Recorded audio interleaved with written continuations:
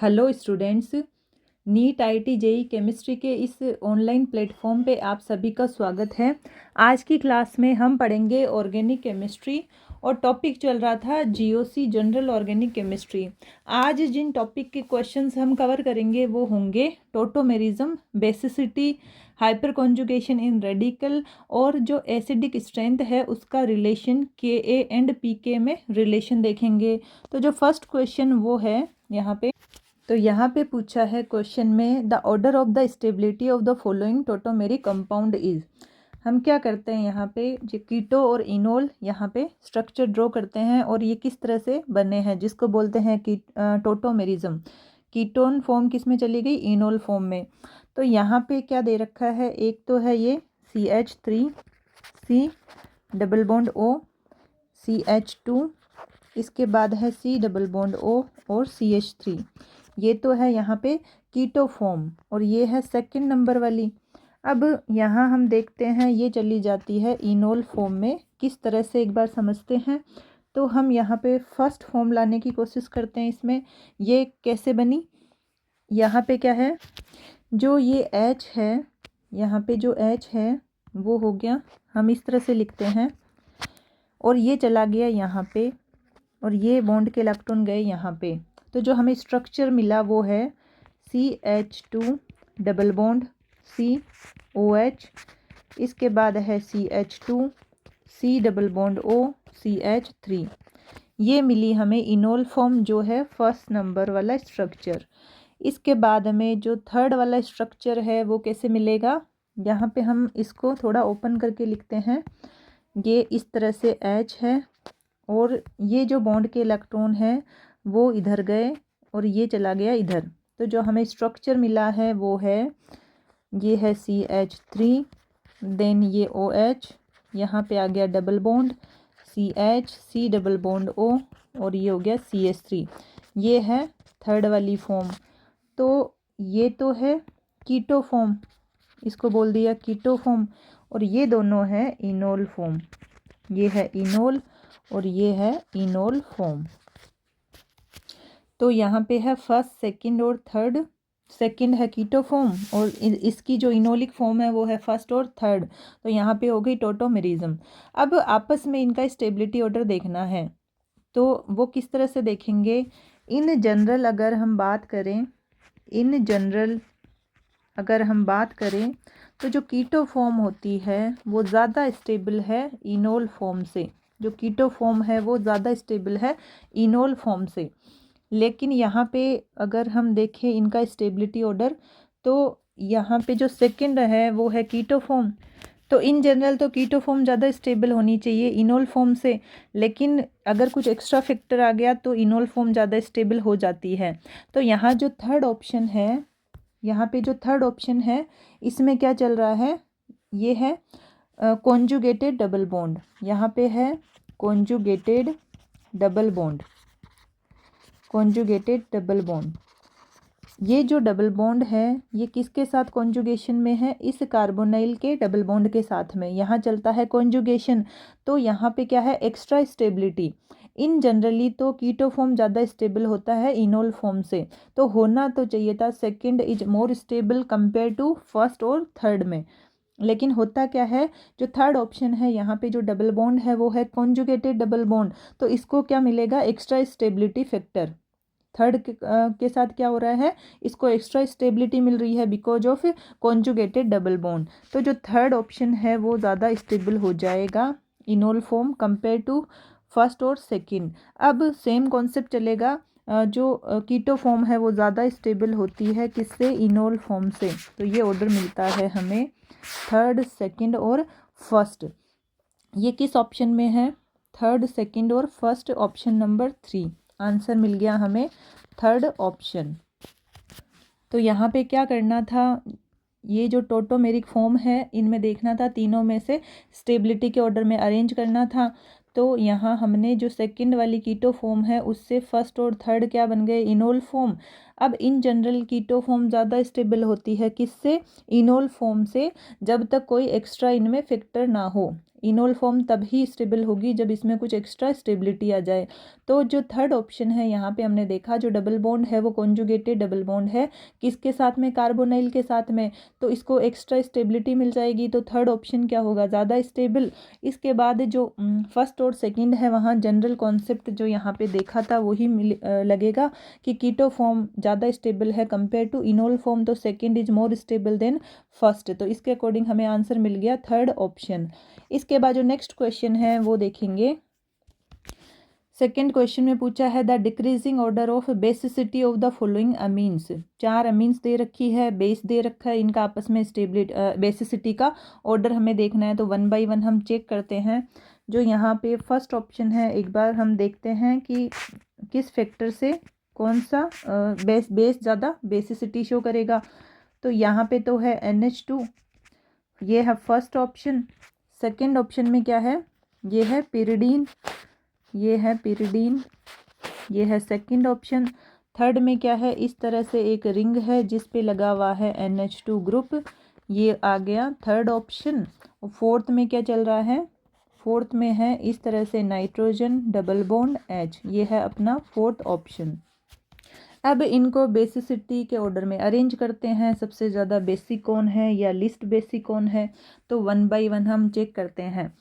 सबसे पहले तो ये देखना है कि ये चारों बेस है वो बेसिसिटी कहाँ से शो करेंगे, जो नाइट्रोजन के ऊपर लोन पेयर प्रेजेंट होते हैं वहाँ से शो होती है बेसिसिटी। जो नाइट्रोजन के ऊपर यहाँ लोन पेयर प्रेजेंट है वो अगर ये डोनेट कर दें इजीली, जो जितना इजीली ये लोन पेयर डोनेट कर देगा तो उसकी बेसिसिटी उतनी ज़्यादा हो जाएगी। लेकिन जो फर्स्ट ऑप्शन है यहाँ पे हम देखते हैं कि जो नाइट्रोजन के ऊपर लोन पेयर प्रेजेंट है वो डीलोकेलाइजेशन चल रहा है रिंग के साथ में। तो ये यहाँ पे अवेलेबिलिटी जो है लोन पेयर की वो क्या हो गई, कम हो गई। तो इसकी बेसिसिटी कम हो गई बिकॉज ऑफ रेजोनेंस। यहाँ पे जो सेकंड ऑप्शन है पिरिडीन, यहाँ पे जो नाइट्रोजन है वो है sp2 नाइट्रोजन, और यहाँ पे जो लोन पेयर प्रेजेंट है वो है लोकेलाइज्ड, वहीं के वहीं प्रेजेंट रहना। नाइट्रोजन के ऊपर जो लोन पेयर है वो रिंग के साथ में रेजोनेंस नहीं करते हैं क्योंकि इन लोन पेयर की मॉलिक्यूलर प्लेन अलग होती है और ये यहाँ पे डीलोकेलाइजेशन में पार्टिसिपेट नहीं करेंगे। जबकि जो फर्स्ट ऑप्शन है यहाँ पे क्या कर रहे हैं, डीलोकेलाइज्ड लोन पेयर, इसको बोलते हैं डीलोकेलाइज्ड लोन पेयर। इसके बाद में जो थर्ड ऑप्शन है वहाँ पे भी कोई यहाँ पे रेजोनेंस नहीं चल रहा, तो हम इसको भी बोल सकते हैं लोकेलाइज्ड लोन पेयर। लेकिन जो फोर्थ ऑप्शन है यहाँ पे जो नाइट्रोजन के ऊपर लोन पेयर प्रेजेंट है वो रिंग में क्या है, रेजोनेंस कर रहे हैं, तो ये है डीलोकेलाइज्ड लोन पेयर।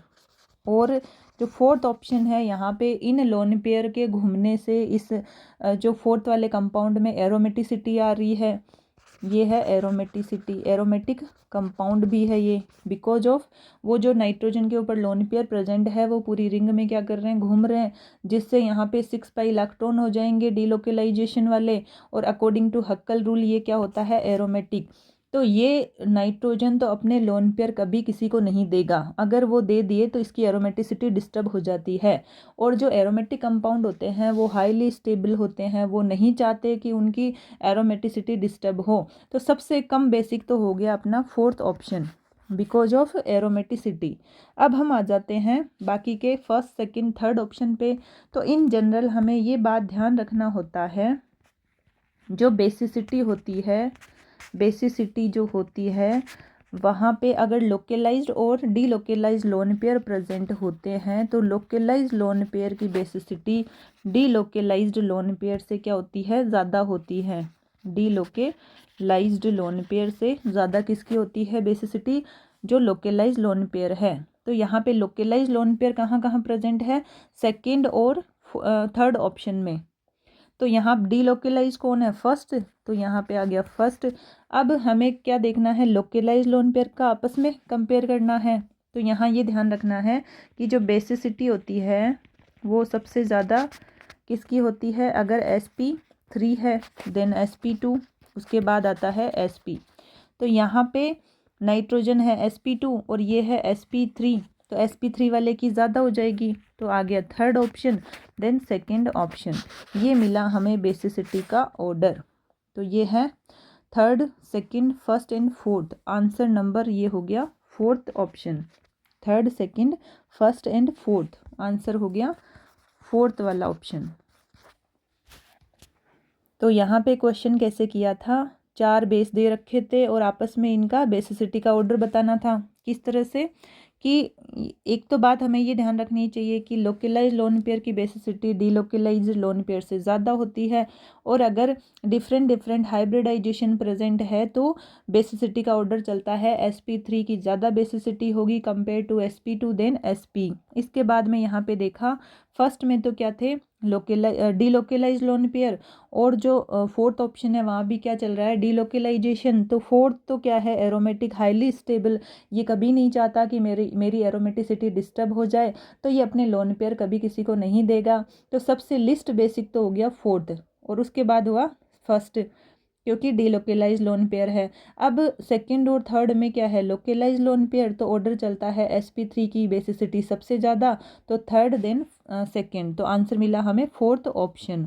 इसके बाद जो नेक्स्ट क्वेश्चन है वो है कंसीडर द फॉलोइंग कंपाउंड्स।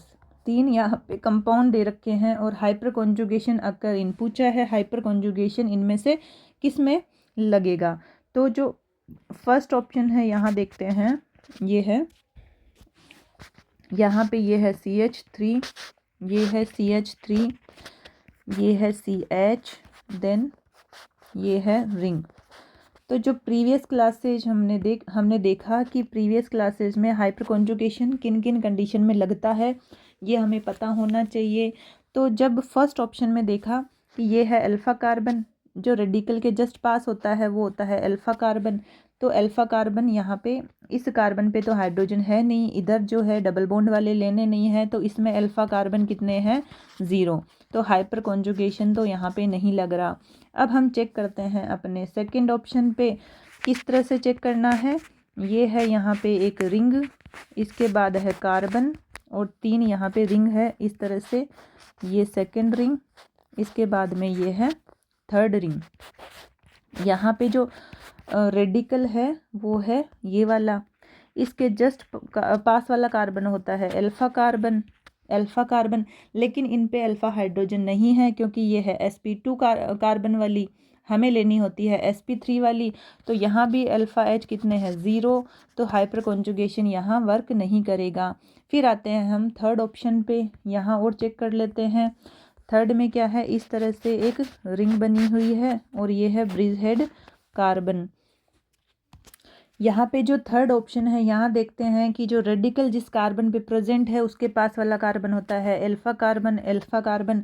तो यहाँ पे ये रही हाइड्रोजन जो हाइपर कॉन्जुगेशन में पार्टिसिपेट करेगी, लेकिन जो ब्रिज हेड यहाँ पे एक कार्बन के ऊपर हाइड्रोजन प्रेजेंट है वो अकॉर्डिंग टू ब्रेड्स रूल वो वाली हाइड्रोजन यहाँ पे हाइपर कॉन्जुगेशन में पार्टिसिपेट नहीं करेगी, ब्रेड्स रूल के अकॉर्डिंग चलना है। तो यहाँ पे जो अल्फ़ा H है वो प्रेजेंट है, तो हम बोल सकते हैं यहाँ पे हाइपर कॉन्जुगेशन क्या है प्रेजेंट है, हाइपर कॉन्जुगेशन यहाँ पे लगेगा। तो ऑप्शन क्या आ गया, यहाँ पूछा था hyper conjugation occur in only third option, option number second. तो इस क्वेश्चन में क्या किया था, 3 यहाँ ऑप्शन दे रखे हैं, रेडिकल दे रखे हैं और पूछा है हाइपर कॉन्जुगेशन किस पे लगेगा। तो जो फर्स्ट ऑप्शन है यहाँ पे अल्फ़ा H हमें नहीं दिखी, 0 अल्फ़ा H, सेकंड में भी क्या है 0 अल्फ़ा H, लेकिन जो थर्ड ऑप्शन है यहाँ पे हाइपर कॉन्जुगेशन वाली हाइड्रोजन प्रेजेंट है, तो हम बोल सकते हैं इस पे हाइपर कॉन्जुगेशन वर्क करेगा या लगेगा। तो आंसर क्या आ गया अपना ओनली थर्ड, सेकेंड ऑप्शन, ये है सेकंड ऑप्शन, आंसर नंबर क्या है 2। इसके बाद जो नेक्स्ट क्वेश्चन है वो है, यहाँ पूछा है 4 यहाँ स्ट्रक्चर दे रखे हैं और पूछा है correct decreasing order of pKa। 4 यहाँ एसिड दे रखे हैं और pKa का ऑर्डर पूछा है। तो एक तो बात हमें पता होनी चाहिए, एक रिलेशन है जो हम कई बार पढ़ चुके हैं, जो एसिडिक स्ट्रेंथ होती है, एसिडिक स्ट्रेंथ बोल दो या फिर एसिडिटी बोल दो, एसिडिटी ये डायरेक्टली प्रोपोर्शनल होती है Ka के, और pKa के क्या होती है इन्वर्सली प्रोपोर्शनल। ये रिलेशन चलता है एसिडिक जो क्वेश्चंस पूछते हैं उनमें ये रिलेशन चलता है एसिडिक स्ट्रेंथ या फिर एसिडिटी डायरेक्टली प्रोपोर्शनल होती है के और पी के क्या होती है इन्वर्सली प्रोपोर्शनल। तो हमें जो एसिडिटी के क्वेश्चन दिए जाते हैं सबसे पहला काम ये होता है कि हमें इनको आपस में एसिडिक स्ट्रेंथ या फिर एसिडिटी के ऑर्डर में अरेंज कर लेना होता है। अगर वो एसिडिक स्ट्रेंथ पूछे तो ठीक है, हमने वो निकाल दिया है, लेकिन अगर के का ऑर्डर पूछे तो सेम ऑर्डर चलता है जो एसिडिक स्ट्रेंथ का होता है, और पीके का पूछे तो हमें जस्ट रिवर्स कर देना है। इसके बाद हम यहाँ देखते हैं कि जो HA एसिड है अगर वो अपनी एसिडिटी शो कर देता है, H+ निकल जाता है तो बचता है A-। तो ये है कॉन्जुगेट बेस। हमें क्या करना होता है, कॉन्जुगेट बेस की स्टेबिलिटी को चेक करना होता है। अगर कॉन्जुगेट बेस की स्टेबिलिटी बढ़ जाती है तो करस्पॉन्डिंग एसिड है उसकी एसिडिक स्ट्रेंथ भी क्या हो जाएगी, बढ़ जाएगी। ये कॉन्सेप्ट होता है।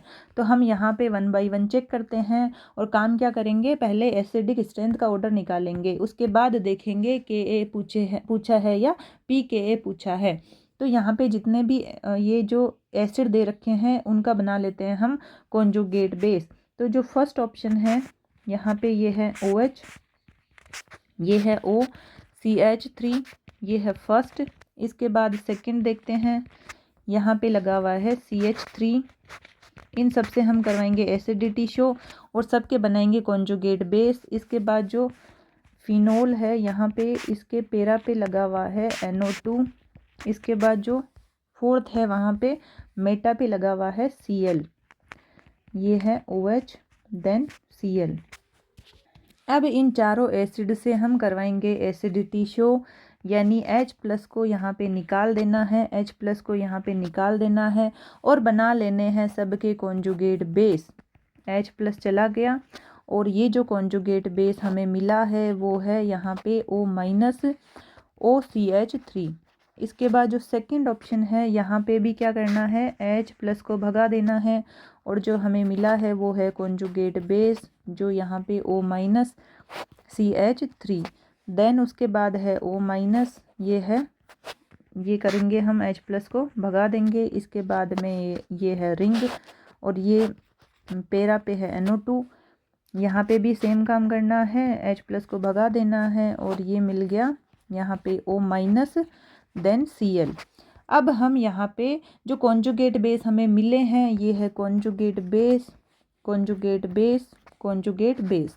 ये जो कॉन्जुगेट बेस हमें मिले हैं इनका आपस में स्टेबिलिटी ऑर्डर निकाल देना है।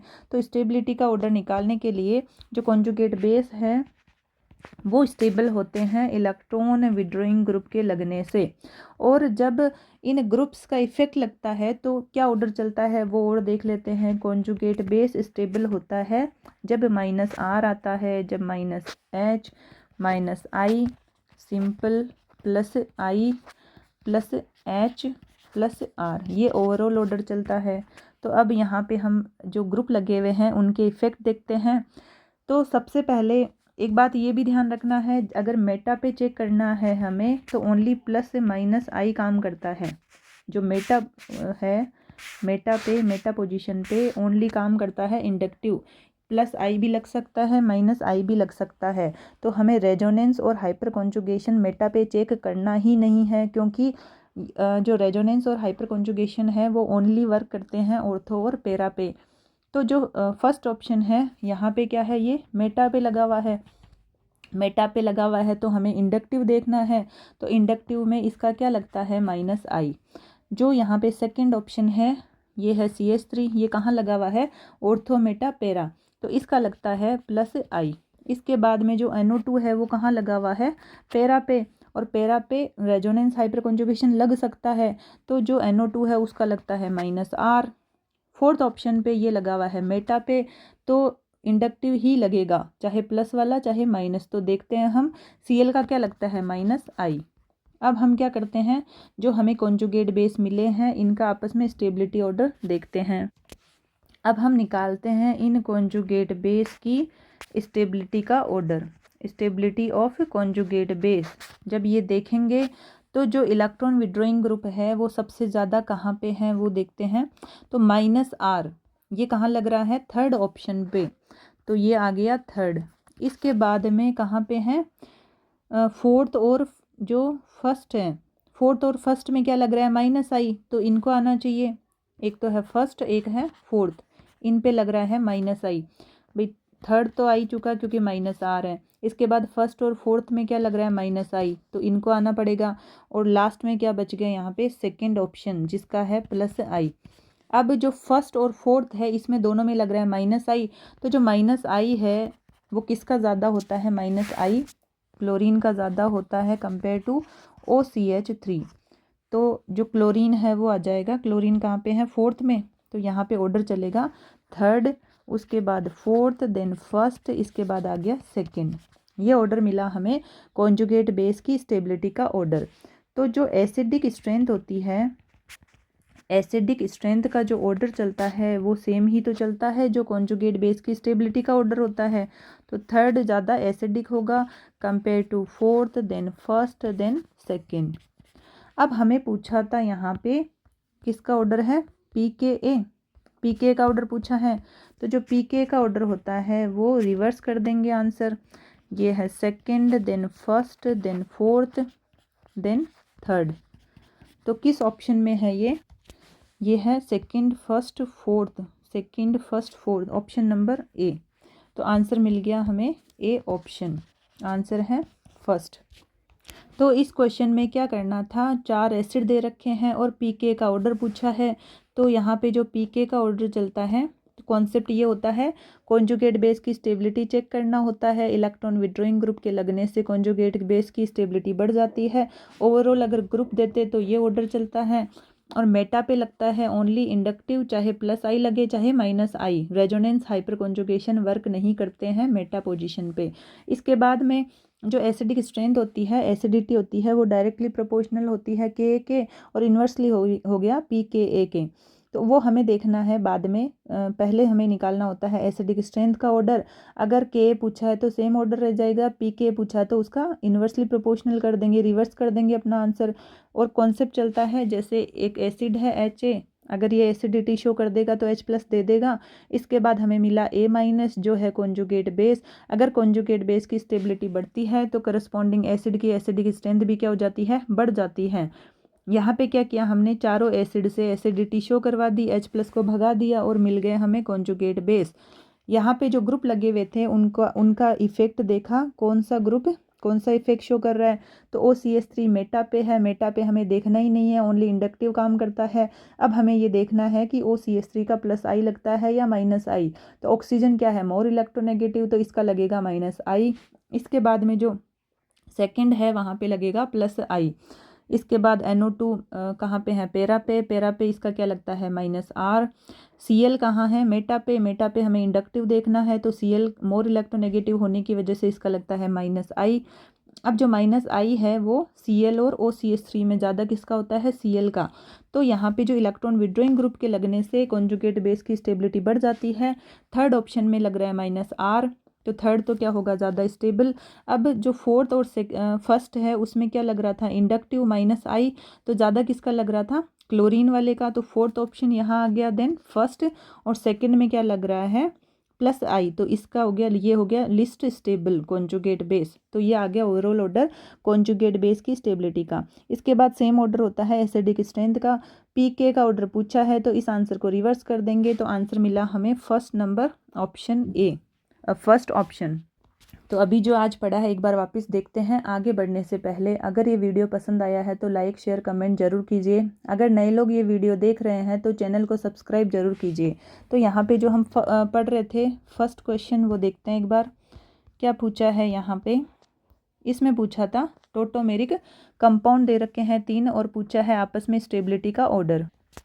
तो इस क्वेश्चन में जो जनरली क्या होता है, कीटो फॉर्म ज़्यादा स्टेबल होती है इनोल फॉर्म से, लेकिन जो थर्ड है इनोल फॉर्म, यहाँ पे कॉन्जुगेटेड डबल बॉन्ड है तो ये ज़्यादा स्टेबल हो जाएगी। तो थर्ड ऑप्शन क्या होगा, ज़्यादा स्टेबल। और जो फर्स्ट और सेकंड में कीटो फॉर्म ज़्यादा स्टेबल है तो आ गया second, then first, answer number 3। इसके बाद में नेक्स्ट क्वेश्चन में क्या देखा था, बेसिसिटी का ऑर्डर पूछा था अमीन्स में। तो यहाँ 1 बाई 1 हम चेक करते हैं। इन जनरली क्या होता है, लोकलाइज लोन पेयर की बेसिसिटी ज़्यादा होती है किसके कंपेयर में, डीलोकलाइज लोन पेयर। और अगर डिफरेंट हाइब्रिडाइजेशन प्रेजेंट है तो बेसिसिटी चलती है sp3 then sp2 then sp। तो यहाँ पे फर्स्ट क्या था, डीलोकेलाइज्ड, और फोर्थ है डीलोकेलाइज। लेकिन फोर्थ में इन जो नाइट्रोजन के ऊपर लोन पेयर प्रेजेंट है, इनके घूमने से सिस्टम में एरोमेटिसिटी आ रही है इस कंपाउंड में, तो ये कभी नहीं चाहेगा कि मेरी एरोमेटिसिटी डिस्टर्ब हो, तो ये लोन पेयर कभी डोनेट नहीं करेगा। तो लिस्ट बेसिक तो हो गया फोर्थ, और इसके बाद आता है फर्स्ट। अब हम देखते हैं सेकंड और थर्ड में। तो sp3 की वजह से थर्ड की बेसिसिटी ज़्यादा है compare to second. Option number 4 आ गया आंसर। इसके बाद जो नेक्स्ट क्वेश्चन है वहाँ पे क्या पूछा था, हाइपर कॉन्जुगेशन इनमें से किस में प्रेजेंट है। तो यहाँ देखा फर्स्ट और सेकंड में तो जीरो क्या है, अल्फा एच, लेकिन फोर्थ में क्या है, हाइपर कॉन्जुगेशन प्रेजेंट है। तो ओनली थर्ड ऑप्शन यानी second option, only third compound. इसके बाद नेक्स्ट क्वेश्चन है, यहाँ पूछा था पीके का ऑर्डर, कुछ एसिड दे रखे हैं, तो ऑर्डर क्या चलता है यहाँ पे कि जब एसिडिटी हम शो करवा देते हैं तो मिलते हैं कॉन्जुगेट बेस। इनकी स्टेबिलिटी हमें निकालनी होती है, किससे बढ़ती है, इलेक्ट्रॉन विड्रॉइंग ग्रुप से। ओवरऑल ऑर्डर ये होता है। तो हमें क्या करना है, सबसे पहले कॉन्जुगेट बेस की स्टेबिलिटी का ऑर्डर निकालना है। जो ग्रुप लगे हुए थे उनका इफेक्ट लिखा, इसके अकॉर्डिंग हमें कॉन्जुगेट बेस की स्टेबिलिटी का ऑर्डर ये मिल गया। सेम ऑर्डर होता है करस्पॉन्डिंग एसिड की स्ट्रेंथ का, उसका रिवर्स कर दो, वो हो गया पीके का ऑर्डर। आंसर नंबर फर्स्ट हमें मिल गया था अपना आंसर, फर्स्ट ऑप्शन। तो आज की क्लास को यहीं पे एंड करते हैं। Thank you.